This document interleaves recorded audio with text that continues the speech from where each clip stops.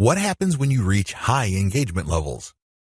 A lot of people who are getting on Twitter measure their success based on three things. One, according to one school, you measure your success based on how much raw traffic you can pull from Twitter.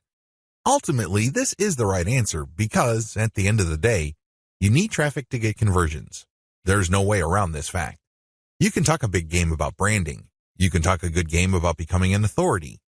This is all well and good, but until and unless they translate to real traffic, you're not going to make money. You have to get real visitors to make money on the internet. But using this metric as your sole metric is going to be a problem. Why?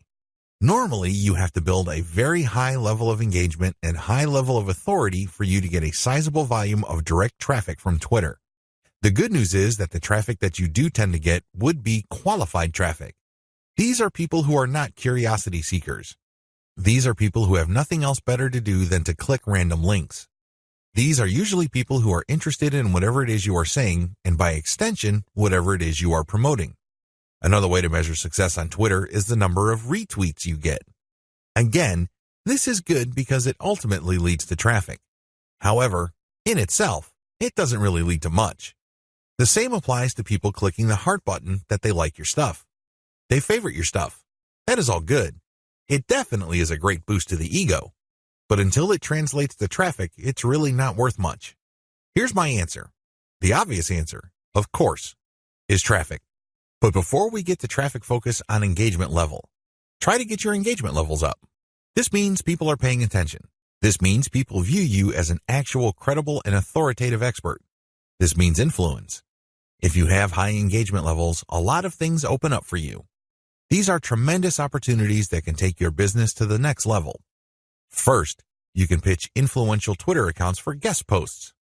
If you get a lot of engagement from their accounts and then they're constantly retweeting you and constantly clicking the heart icon, and it means that they become your fans, this is an indication that there is an actual organic community that grew up around your content.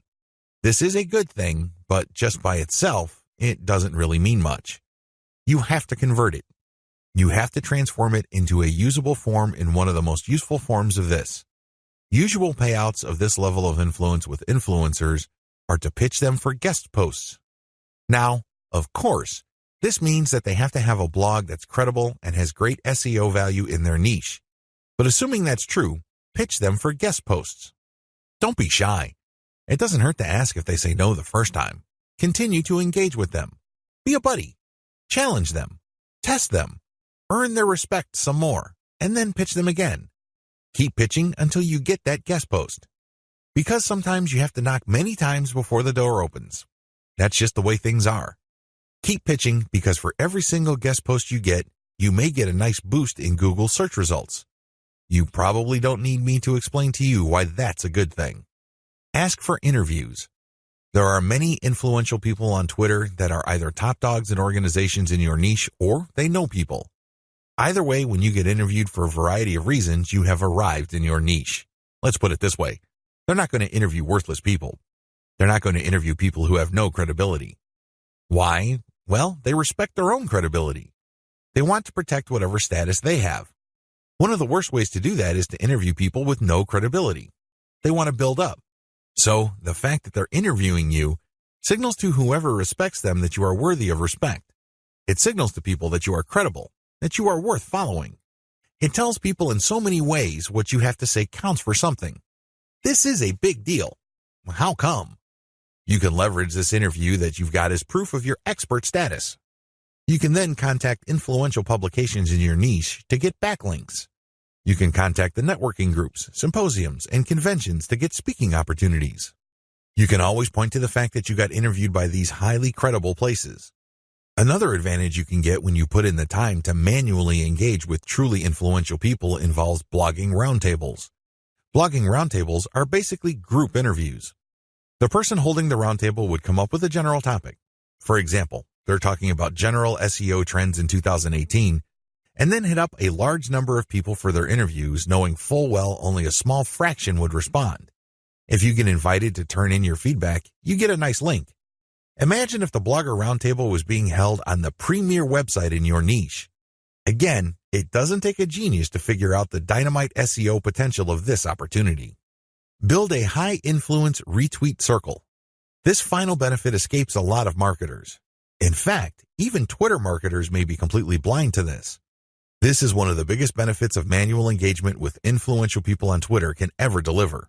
When you get these people to think that you are credible and that you are an expert in your own right. Eventually, you can count on some of them to automatically retweet your stuff. This is a big deal. Well, when you share your own content, or better yet, when you share your squeeze page direct link, you want truly interested people to click through. You want people who understand what your content is about to click through and possibly convert. In other words, you want highly qualified traffic. If your brand becomes so trusted and so credible in your niche among other Twitter users, you cultivate such a following. You only need to produce content and automatically you know they would retweet you.